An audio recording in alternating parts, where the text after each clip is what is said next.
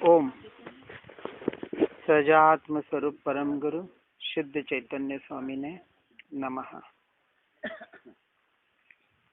वैराग्य की वर्षा में नहाने का आनंद लेने का प्रयास भावलिंगी मुनि ज्ञानी पुरुष महापुरुष हमें करवा रहे हैं। कितना आनंद ले पा रहे हैं ये हमारे पुरुषार्थ पर डिपेंड करता है। सुनते सुनते पढ़ते पढ़ते भीतर परिणमन कितना हो रहा है, ग्रहण कितना हो रहा है।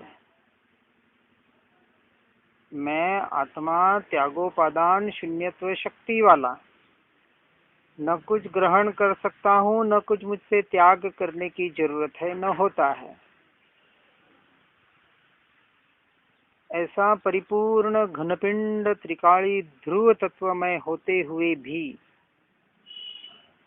पर्याय की अपेक्षा से अभी अधूरा हूँ और पर्याय की अपेक्षा से ग्रहण त्याग होता है।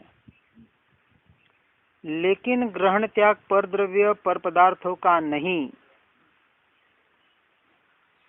अपने भावों के परिवर्तन करने का पुरुषार्थ, अपने परिणामों को बदलने का प्रयास और पुरुषार्थ, इसमें ग्रहण त्याग करना है कि जो सुन रहे हैं पढ़ रहे हैं उसके अनुरूप, यानी उसको ग्रहण करके हम अपने जीवन को कितना परिणमित कर रहे हैं और इसके आधार पर मोह राग द्वेष रूपी कषायों का कितना त्याग हो रहा है। ये ग्रहण त्याग पर्याय में होता है, स्वयं की पर्याय में। इसके अलावा किसी भी चीज का ग्रहण त्याग अंशतः आज दिन तक जीव ने न किया है न कर सकता है। इस अपेक्षा से मुझ आत्मा से, मेरे गुणों से और मेरी पर्यायों से जो कुछ भी है वो सारा पर और पर है। स्त्री पुत्र परिवार घर संसार धन दौलत गाड़ी घोड़ा बंगला भाई बंधु माता पिता समाज राष्ट्र, ये तो सब कुछ संपूर्णतः पर है। परंतु जिसका एक क्षेत्रावकाश संबंध ऐसे पुद्गल की 8 प्रकार की वर्गणाएं और उसके द्वारा परिणमित उसकी क्रियाएं, मन वचन काया कर्म, कर्म के उदय, इन सब से मेरा अंश मात्र भी लेना देना नहीं है। ये भी संपूर्णतः पर द्रव्य है क्योंकि पुद्गल के परिणमन है। ये तो छोड़े, परंतु नव तत्व के आधार पर जो पाप पुण्य आश्रव संवर निजरा बंध और मोक्ष के परिणाम बताए, ये भी परिणाम तो पुद्गल के परिणाम है। निमित्त नैमित्तिक संबंध की अपेक्षा से जीव के भले कहे जाएं। जैसे कहा, जिसका उपयोग निमित्त नैमित्तिक संबंध में है वो अभी तक पर में है, क्योंकि कहीं न कहीं बाहर निमित्तों पर उससे परिणमित होने वाले नैमित्तिक संबंधों पर दृष्टि है। ये तो दूर, क्योंकि ये पर्यायों का परिणमन। लेकिन जो गुणों के भेद, ज्ञान दर्शन चारित्र सुख आनंद वीर्य इत्यादि जो प्रगट गुण या 47 शक्तियां जो भी कहे, इस पर भी दृष्टि परद्रव्य की नहीं, पर्याय दृष्टि, यानी गुणों के भेदों पर दृष्टि, इसको भी पर समय में लिया है। इन सबसे दृष्टि हटाकर ये जो बताया गया, ये ज्ञान का विषय भले बने, ज्ञान का विषय बन सकते हैं, क्योंकि स्वपर प्रकाशक ज्ञान का स्वभाव है, मेरा स्वभाव है। परंतु इन सबसे दृष्टि हटाकर एकमात्र त्रिकाली ध्रुव तत्व पर दृष्टि करने का पुरुषार्थ, यह सम्यक दर्शन की प्रोसेस, और सम्यक दर्शन के बाद उसी में एकत्व करने का, उसी में रमणता करने का पुरुषार्थ, ये सम्यक चारित्र का पुरुषार्थ। सवेरे जो देखा ना प्रवचन सार जी में कि बाहर से क्षपशम ज्ञान के आधार पर, आगमों के आधार पर, देव गुरु शास्त्र के आधार पर, उनके वचनों के कथनों के आधार पर तत्वार्थ श्रद्धान करना, तत्व अर्थ और उसका श्रद्धान, सारे तत्वों को भूलकर एक तत्व जो प्रयोजनभूत, अर्थ यानी प्रयोजनभूत, यानी अर्थ का अर्थ अर्थ नहीं है, प्रयोजनभूत, ऐसा प्रयोजनभूत जो तत्व यानी जीव तत्व, और उसी जीव तत्वों में मैं अकेला आत्मा, सारे जीव भी मुझसे भिन्न पर, 6 के 6 द्रव्य पर की श्रेणी में, और ऐसे सब पर की श्रेणी से दृष्टि हटाकर एकमात्र जीव तत्व पर दृष्टि करना, उसका श्रद्धान करना कि बस मैं ही मैं हूँ और कुछ भी नहीं, अपने अस्तित्व का सहर्ष सितार, इसे कहा सम्यक दर्शन। यहाँ से तो धर्म की शुरुआत है। इसलिए सम्यक दर्शन हुआ नहीं हुआ, कब होगा, इसमें न अटकते हुए मैं जानने वाला ज्ञान स्वभावी भगवान आत्मा त्रिकाली ध्रुव तत्व ही हूँ, ऐसे ज्ञायक भाव का निर्णय करके अब आगे संयमाचरण चारित्र में भी पुरुषार्थ करना है। सम्यकत्व बताया ना, संयतत्व, संयत यानी संयम, सबसे अपने परिणामों को हटाकर परिणामों को अपने स्वरूप में, स्वभाव में स्थिर करने का पुरुषार्थ करने का नाम संयम है, दीक्षा है, चारित्र है। ये प्रवचन सार जी की गाथा में हमने देखा, न कि सिर्फ बाहर से कोई वेश परिवर्तन कर देना। तो अब जो भावलिंगी मुनि का श्रामण्य का जो प्रयास है वो क्या है, निरंतर आहार विहार निहार रूपी 28 मूल गुणों से भी दृष्टि को हटाकर उसे भी हेय मानते हुए, जैना के पालन को भी हेय मानते हुए, किसकी लक्ष्य से, शुद्धोपयोग की लक्ष्य से, अन्यथा नहीं, नहीं तो स्वच्छंदी बन जाएंगे, शुष्क ज्ञानी निश्चयाभासी नहीं बनना है।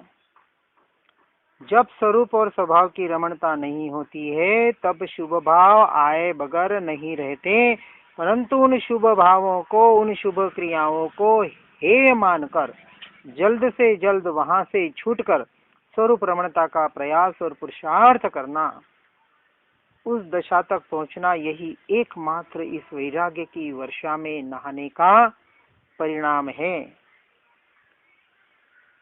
वहां तक हमें पहुंचना है, और जहां पहुंचना है, जो ध्येय है, ध्येय के लक्ष्य से ही अभी पुरुषार्थ करना पड़ेगा। तो अभी पुरुषार्थ, अभी हम भले अशुभ में हैं तो शुभाशुभ से हटकर शुद्ध में ज्यादा से ज्यादा रहने का प्रयास करना ही पड़ेगा। एक प्रश्न मेरे मन में आया था। किसके मन में? मेरे मन में। कौन मैं? अरे इस पुद्गल के मन में आया था। क्या आया था? कोई जीव कहे कि मेरे पास 1 घंटे का ही दिन में समय मुझे है, मैं 1 घंटे कुछ भी कर सकता हूँ धर्म के नाम पर, तो बताइए क्या करें? मंदिर में जाएं, पूजा पाठ करें, किसी सूत्र का रटन करें, कोई जाप करें, ध्यान करें, कुछ बताएं तो क्या बताया जाएगा?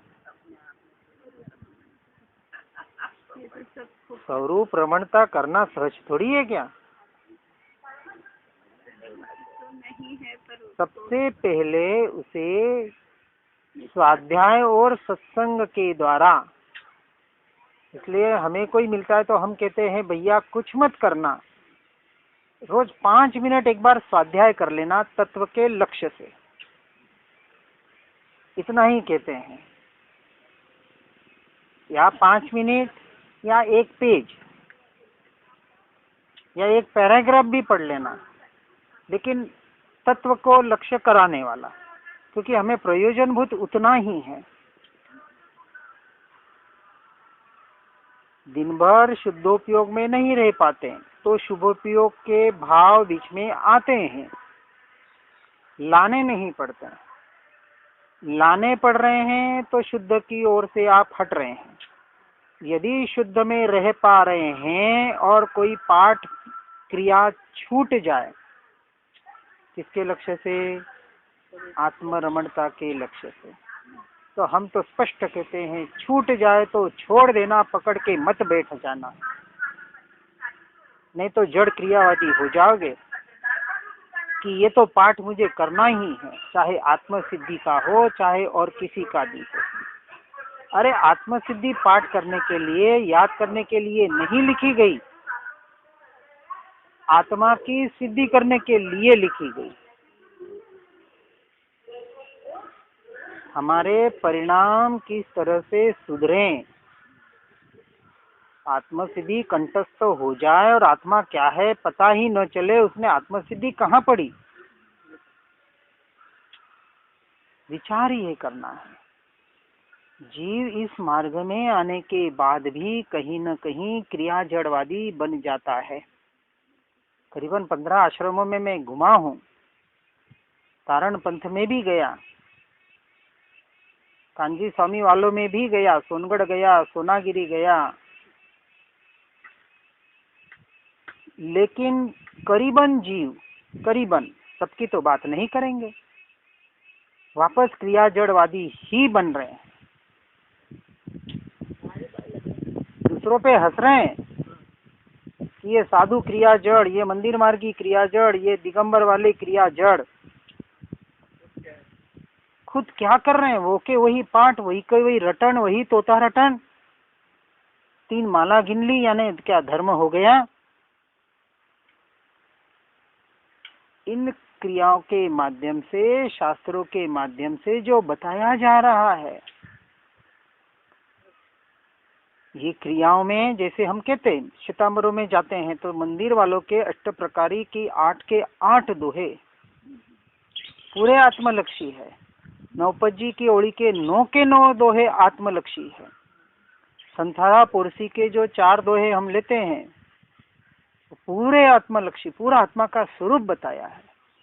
एगो हम नथी में कोई ना हम अन्नस कस्सई एवं अधिनमनसा अपाण मनुसा सही, एगो में सासोपा नान दंसन संजंगा शेषा में बाहिरा भावा संयोग संयोग लक्षण। अर्थ पता नहीं, और पता भी हो जाए तो उसके विस्तार में करना क्या है वो पता नहीं। इन सूत्रों में क्या बताया जा रहा है? मिच्छंत दुर्गंध दूर टड़े प्रकटे आत्मस्वर, स्पष्ट बताया धूप पूजा में। मिथ्यात्व रूपी दुर्गंध को दूर करो, और कैसे दूर होगी उसका उपाय ढूंढना पड़ेगा। जिंदगी भर अगरबत्ती घुमाते रह जाता है, लेकिन क्या बताया जा रहा है पता नहीं पड़ रहा है। इसलिए दृष्टि भीतर, क्योंकि भीतर की दृष्टि की बातें ही नहीं हो रही है। करो करो करो, क्रिया करो और कर्मों की निर्जरा करके बस दीक्षा ले लो और मोक्ष हो जाएगी, इतना ही। इसलिए कहा साधु, मुनि, निर्ग्रंथ, दीक्षा, ये जो पर्यायवाची शब्द है, इनके निश्चय के अर्थ यदि देखें तो सिर्फ और सिर्फ भीतर की तरफ जाने के अर्थ है, बाहर कुछ भी नहीं है। फिर भी जीवों ने कहीं न कहीं इन बाहर और बाहर में ही अपने उपयोग को भटका रखा है। इसलिए भीतर का मार्ग और उसकी अपेक्षा से बाहर से वैराग्य रूपी वर्षा, और ऐसे वैराग्य रूपी वर्षा के द्वारा संसार के प्रति अनासक्त भाव,